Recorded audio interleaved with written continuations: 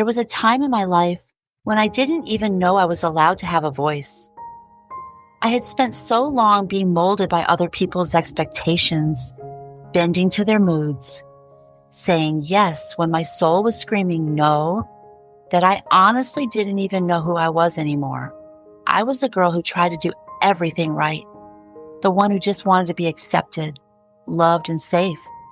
But what I got instead was silence, dismissal, betrayal. I was married off at 16. 16, still just a girl myself, and already expected to carry the weight of womanhood. I didn't know what love looked like. I didn't know what a safe home felt like. I was surviving. That's it. Just surviving. And over the years, the pain kept stacking. I found myself in relationships where my worth was questioned, where my voice was swallowed up by louder, harsher ones. I kept thinking if I was just good enough, quiet enough, obedient enough, maybe then I'd be loved the way I longed to be. But it didn't happen. And somewhere along the line, I began to disappear. Even when I tried to go back to my family, when I was homeless or struggling, they made me feel like I was a burden. I had to beg just to come back home. I wasn't met with warmth or understanding. I was met with suspicion, accusations. Have you taken your meds? Was the first question I'd hear. Never, are you okay? They didn't see me. Not really. I was useful only when I was doing something for them, driving, giving, helping, showing up. But when I needed something back, silence, distance, disbelief. And the pain cut even deeper when I found out the truth about my oldest son. I never knew he had tried to have me permanently placed in a mental institution. I didn't know he'd left me there, completely alone. And when I came back to my home, it wasn't even mine anymore. He had emptied it out, cashed my checks, left me with nothing. It was in that moment, standing in my own doorway, looking at a home that had been stripped of everything I owned, that something broke inside me. But maybe, in some strange way, something also woke up. Because sometimes the breaking is what makes space for the rebuilding.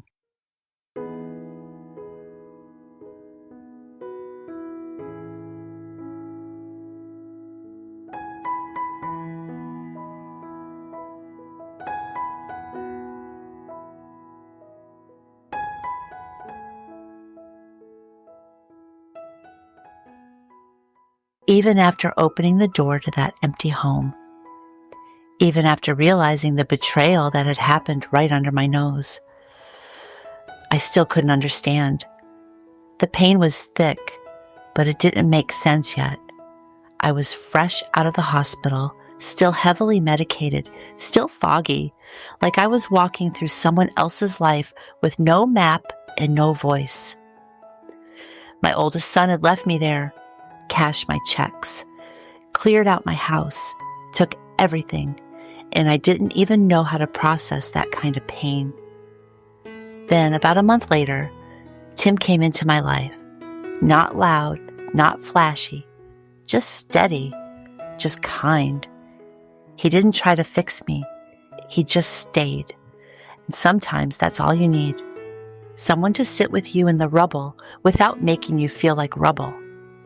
It took nearly 6 years after that to find the strength to take myself off every single medication. It wasn't easy. It was terrifying, really. But I knew something had to change. I wanted clarity. I wanted my voice back. And slowly it started to return. At first it was shaky, small, like a flicker of light in a long hallway. I started to see what I hadn't seen before. The subtle ways I had been dismissed, diminished, devalued.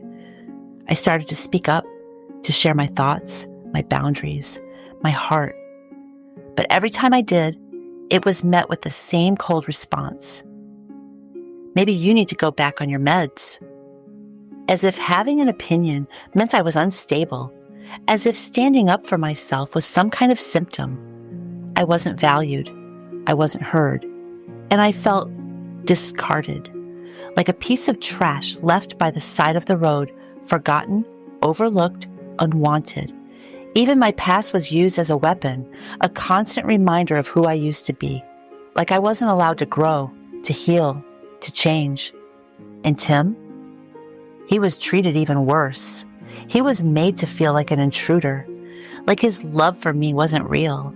He was verbally torn down by the people who should have been lifting us up.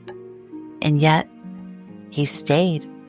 When everyone else walked away, he stood by me. So you know what I did? I married him. 12 years later, just a few weeks ago, I married the man who never gave up on me. The man who held my hand through the darkest valleys. The man who was called worthless by those who were supposed to love me the most, and who still chose to be my home. Not because it was easy, but because it was right.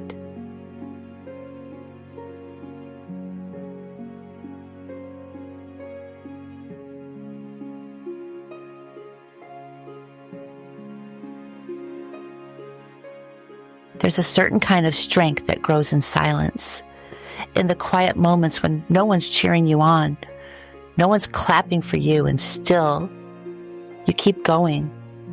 That's the kind of strength I had to learn, because I wasn't given the soft places to fall.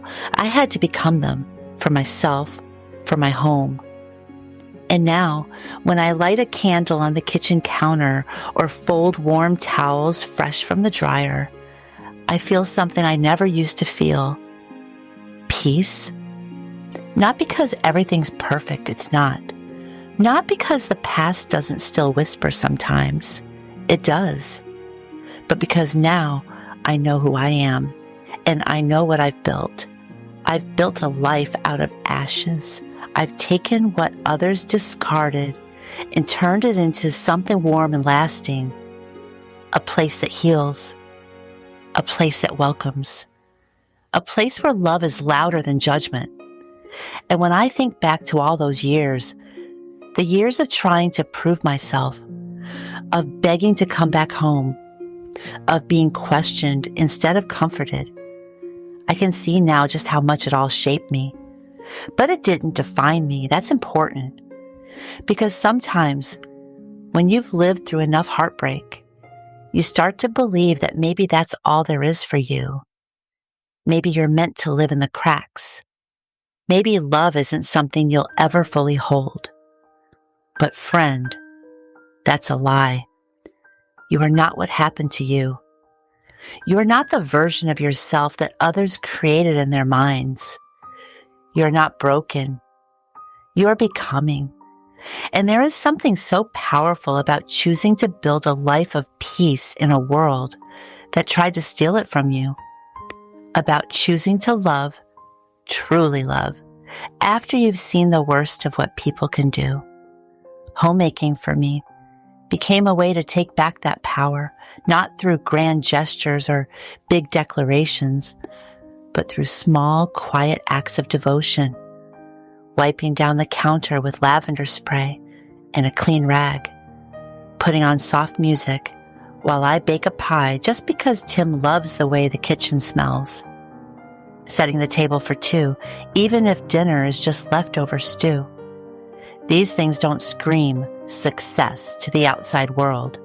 They won't get you a trophy. They won't earn you applause, but they matter. They matter because they create a rhythm, a heartbeat, a safe place.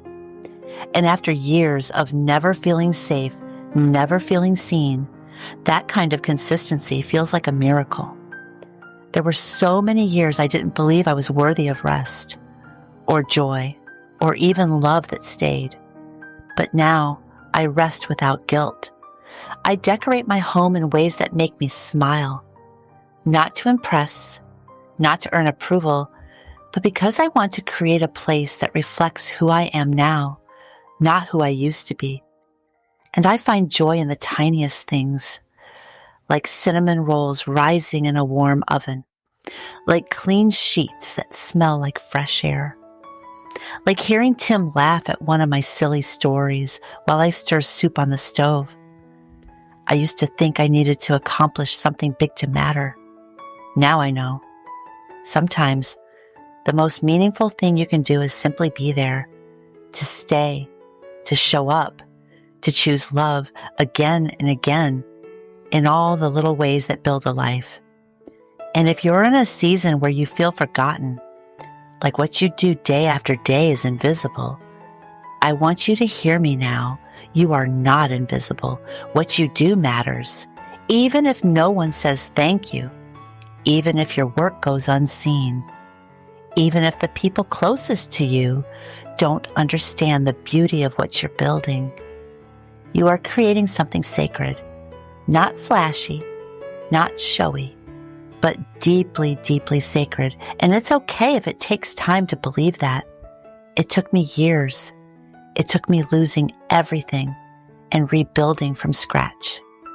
It took me standing in the rubble of my own life, unsure how to begin again, in choosing one small step at a time to make something new, something gentle, something real. There's a moment that often comes at the end of the day. The dishes are drying, the lights are low, the scent of something baked lingers in the air, and in that stillness, I breathe, not because life is perfect, but because I made it through. And that counts for something. Most people won't see the quiet ways you show up, but I do.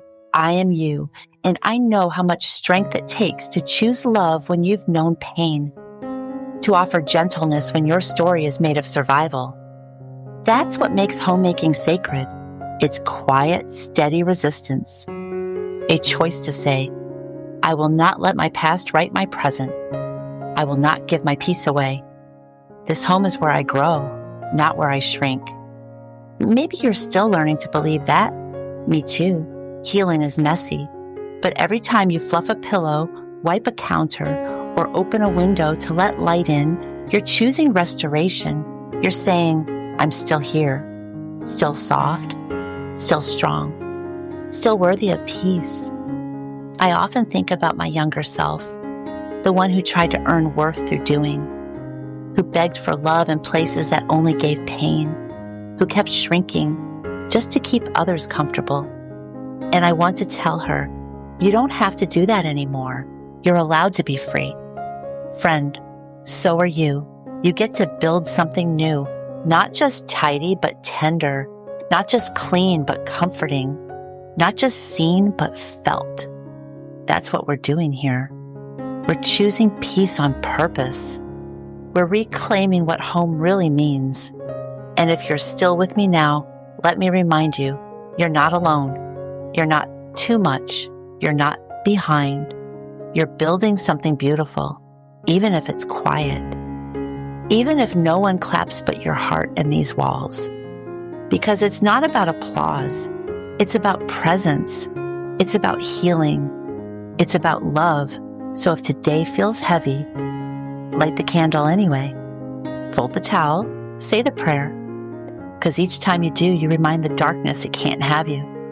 You are reclaiming sacred ground, one small act at a time. And I am so proud of you. Because here we are, still standing, still soft, still choosing love. And that, my friend, is the strongest thing of all. Until next time, remember, you are enough. And you're doing such a beautiful job.